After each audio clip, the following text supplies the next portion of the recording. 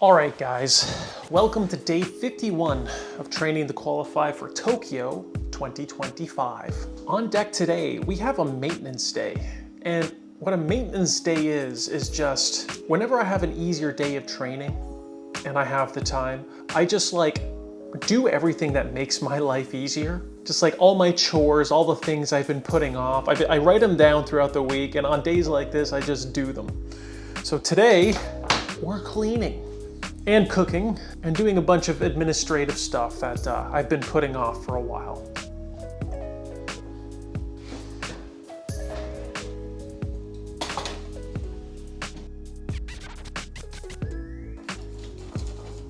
That's good enough. So our chicken's ready. Before we touch it, before we eat it, we have to measure it before and after, because when you log your food, it's best to log it when the food was raw. It's way more accurate. So what I do is I measure the chicken and I measure what I cook before I cook it, and I measure it after. This is specifically with meats, but also rice and things like that. And I come up with a ratio. So typically, chicken can lose up to 30% of its weight, depending how you cook it. So if you just type in oh, I ate this much chicken, unless you've specified it's cooked chicken, it's gonna be up to 30% off. So I like to stay really accurate. And for example, this chicken, I cooked about 1,008 grams of chicken. We're gonna measure it once this cools down. And then therefore we're going to have a multiplier. So if I eat, for example, so if I measure this and it's 900 grams, for example, for every gram I eat of chicken, I'm going to multiply it by 1.1 before I put it in my food log.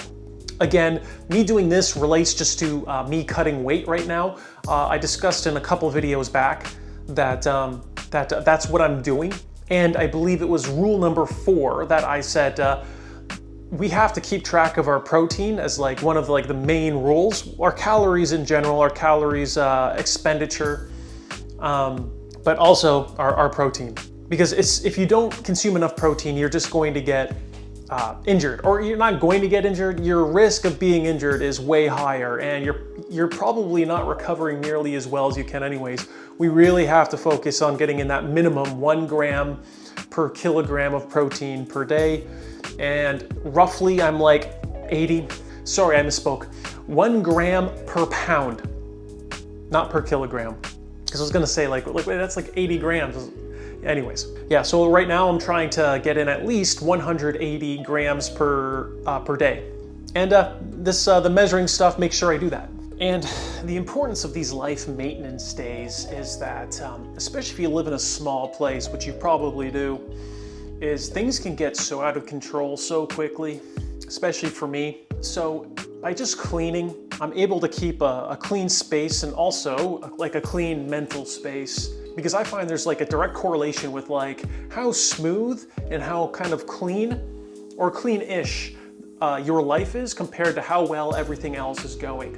If you're trying to do stuff and if you're trying to work out, for example, and you're always sifting through laundry that's half dirty or something like that, or all your laundry is on a pile on your bed, or you don't know where your shoes are because your stuff's everywhere and you're throwing stuff on the ground everywhere because it might be underneath a dirty towel or something like that, your shoes. It's not healthy, and it's not efficient either. And then you'll never want to be in your home. Taking the time to just clean, set up your life for success. It's a huge positive for the rest of the week.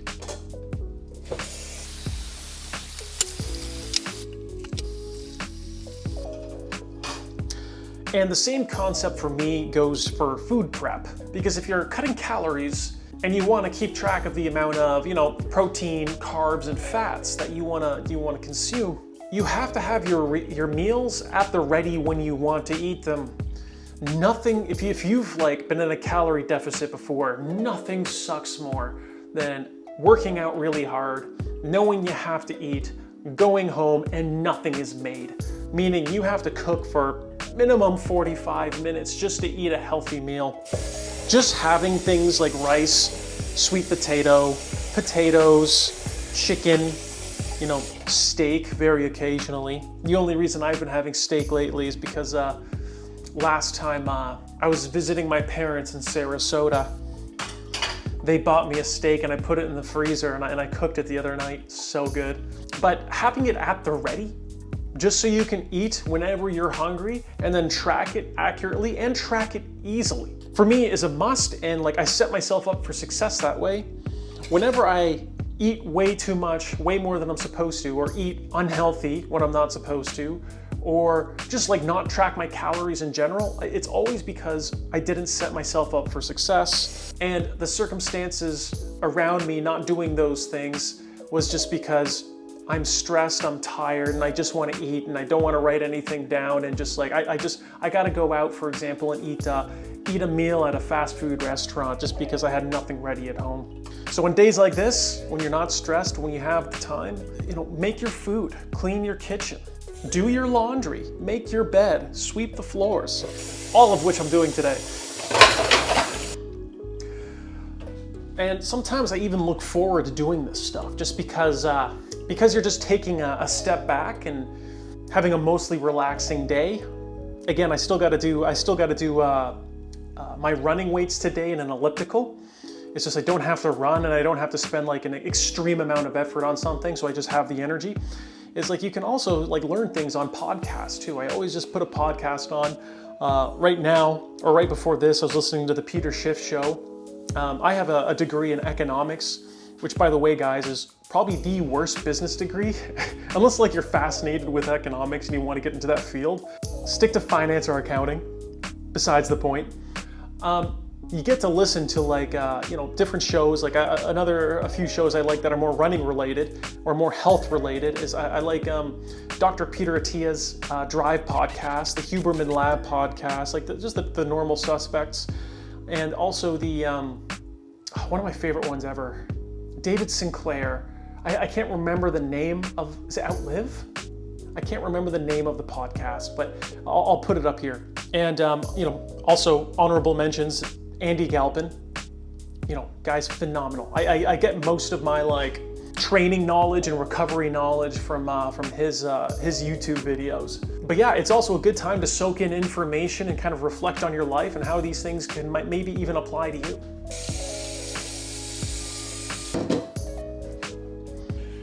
Don't do what I do, get a sharp knife.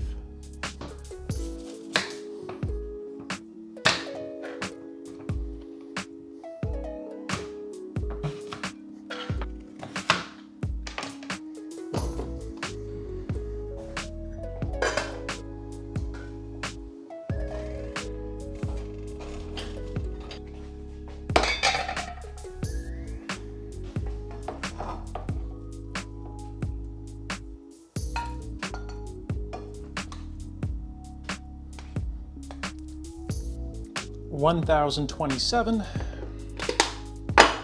Who knew that becoming a competitive runner could be so boring, repetitive, tedious, and mundane?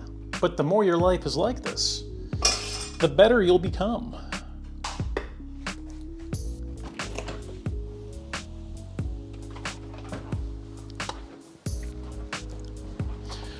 Just when you thought you'd seen it all, we have the fast-paced, riveting footage of me taking out the recycling and garbage.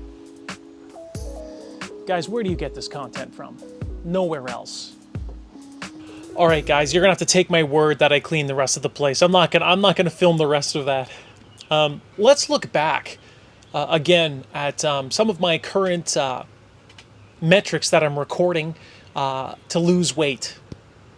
You should see right now on the screen that I have my weight, my 7-day average of my weight, my calories in, my calories out, my protein, my carbs, my fats, my sleep, and my 7-day sleep average. And one of the reasons I want to show you guys this, just you know, going forward, is that I want to show you just real time how it's done. So many times, like when you ask people, like, how do you do this? How do you do that? They'll tell you, And even if they've done it before, they don't exactly remember what it's like and all of the step-by-steps and the reasonable things to say. It's like everyone has a glorified memory version of how they did something, or they totally glorified the results. Like you hear it all, like even simple stuff and even like stuff that's checkable, like track. Ask any older athlete or any coach what they ran back in their heyday and the workouts they ran. They will tell you like some ridiculous things in terms of how fast they ran and how fast these workouts were. And everyone's the same this way. I'm not singling out track coaches. Everyone's the same in terms of like how strong they were back in the day. Everyone romanticizes how good they were. It's human nature, and part of it is because human memory is just, it's not that great, and you remember the motion more than anything. But besides that, like I'll give you an example. I met this Olympian, 800 meter Olympian in the early 60s. He was an 800 meter runner, and he ran like 145 low on like cinder. Like, so he was a great athlete. I asked him one time, I said, what was a good workout for you? Like, what was a great 800 meter workout that like you just like killed? Because I wanted to hear it. And immediately when he started talking, he was like a quarter way done the workout, and I was just like, that didn't happen. Like, cause I'm mature enough to know that like there's no freaking way he did that. And the workout was something like 6 or 7 400s, 2-minute rest, 49.1 average, standing start in gravel. It was something that he definitely didn't do, but God bless him, right? He was just, he's an old man at this point, and that's what he remembered. And it's the same thing. You ask any guys, like, you can even check their results after. Like, they'll lie about their races. I don't want to say lie. Let's scratch that. They will misremember about their races because there's no sinister intent behind this. But you have to be careful with that. So that's why I'm doing everything live and everything like current, so you can make the judgment for yourself. I can say all I want, like, oh, I lost 10 pounds in a certain amount of weeks last year. Did I? Like, I remembered it like that. There's some stuff that I remembered that I checked back and I was like, oh, I actually didn't do that. I thought I started, my starting weight was this, and it was actually this. You know, like, these things you don't completely remember, which is why I document everything, and I think you should too. Like, whether, like, through your training log, and actually that's a perfect way. If you document your weight through your training log too, I think months from now, and definitely years from now, you will be super thankful that you did. Because you'll remember exactly what you weighed, you'll remember your racing weight from 4 or 5 years ago, you'll remember what work you were doing, and if you're getting like stuff like DEXA scans or your blood work done, like, you will know exactly what your body composition and what your blood work looked like, when you were like, when you were in your prime, or when you were feeling good, or when you were feeling bad. And that's another thing I kind of want to mention here too. I'm going to make another video on this one too, is I get blood work done 3 or 4 times a year. Blood work, in my opinion, is super important, and I don't think enough runners are doing it. And the reason blood work's important is it's similar to a DEXA scan. It's like a snapshot of how your body's functioning, how your organs are producing the things it's supposed to be producing, filtering what it's supposed to be filtering. Geez, these bugs, man. And just making sure everything is okay. And the reason why you want to do it 3 or 4 times a year is, like I said in a previous video for the DEXA scan, it's a picture. Right? It's a picture. Your body's changing all the time. Your diet's changing all the time. The seasons are changing. Your lifestyle's changing. You're doing different workouts. So you have to have, in my opinion, I think it's almost a must that once you're established enough, if you're not established enough as a runner, if you haven't been training for like 3 years, don't even bother with this. But to have blood work is you understand where everything's at. Like, the first time I ever got blood work done was like for running, like just to see like how good how everything is, was it was years ago. I think it was like 2018, or maybe it was 2019. Again, guys, the memory, like, you can't trust it. But basically, I was feeling like garbage all the time. Like, I was I wasn't depressed, but I was like in a depressive state, just such a negative vibe. And I got my blood work done, and it turned out I had 1/4 of the minimum recommended vitamin D dosage, or vitamin D levels in my body, meaning like I was vitamin D deficient. And all I did was supplement with vitamin D, and this is very common, like, because I live in Canada, right, in the winter, so there's not much sun, and I felt miles better. But that's just one example. Another example is recently. So one of my levels, I just got my blood work back today or yesterday. My potassium was extremely high. Now, if this was the first time I got my blood work and I saw that, I probably would have panicked. But going back a long time, my potassium has always been in normal levels. It's just this time, it's like over 2.5 what I normally have, 2.5 times what I normally have, and it says it's dangerously high.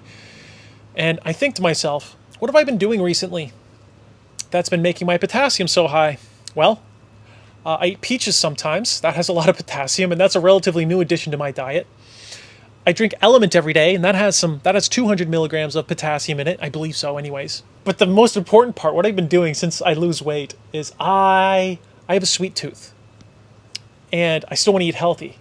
So I eat a ton of bananas. Guys, when I mean I eat a ton of bananas, I eat probably very minimum 1 pound of bananas a day, probably closer to 2 pounds every single day, 2 pounds of bananas.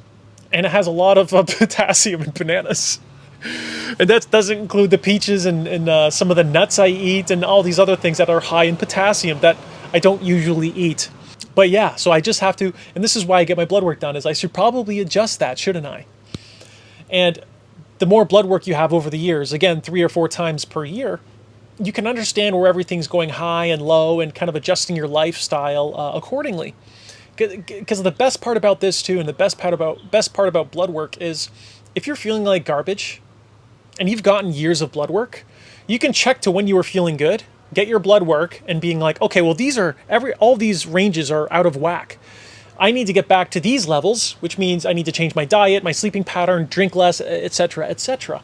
But if you don't have those years of blood work behind you, what ends up happening is you make these decisions about your blood work that you have no baseline for. How do you know how good you were feeling and like what levels were which? If you don't have them, you'll be guessing. You'll be like, well, I guess like, when I was 25, like I'm assuming my, vitamin D levels, testosterone levels, my magnesium levels, calcium levels, like I'm assuming that they're within a certain range. Like I'm assuming my kidney and liver metrics were in a certain range, but you're assuming, you don't know. So even though everything's within range, like the recommended range within 1 or 2 standard deviations, it could be so far off for your optimal health that you need to adjust your lifestyle. Anyways, that's all I have to say about blood work for today. I went on way longer than I thought I was. But yeah, everything else is going good, guys. I guess one more thing I'll mention too is you'll see me a lot drinking diet soda. I feel like Julian from Trailer Park Boys, mixing with that guy who says, don't look at my gut. Anyways, tell me if you guys found this if you found this instructional at all, if this helps at all. One thing I will say about diet sodas is, for me, they're a must when I'm cutting weight because they're a little bit filling and they quench my sweet tooth. But what you have to be careful with is diet sodas, they're caffeinated. I get the caffeine-free diet sodas just so I don't stay awake all night. I also try when I can. I look at the sodium of the diet sodas and I get as low as sodium as possible, ideally sodium free, because I'm pounding these down a lot of the time, like I'll have too much sodium and a lot of water retention and in general just not feel as good. Anyways, guys, I think that's all we're going to talk for today. Today we talked about keeping your life in order, doing like life maintenance days, which is what I call them. You can call them what you want. Be prepared for your next few hard days. So they're not stressful. You can kind of just go through the motions your next hard days of training or work or whatever you do. And with these life maintenance days, like what's very true is the saying is failing to prepare is preparing to fail. And this is us preparing for the next few days.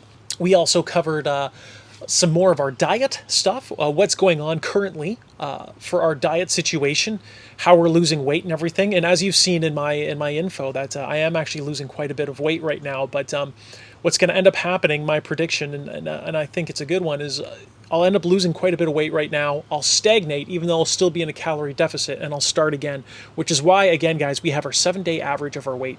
And then finally, we talked about Bloodwork. Bloodwork is very, very good to get. And yeah, I explained all the reasons why. And as we're documenting this journey, we'll start maybe once a week having videos like this where I'm just kind of talking to the camera, going through the motions, and kind of giving like little tips and things like that. Because there's tons of stuff, for example, the diet stuff that they aren't musts, but they're nice to knows if you're dieting yourself. Anyways, guys, on that note, I'll see you next time.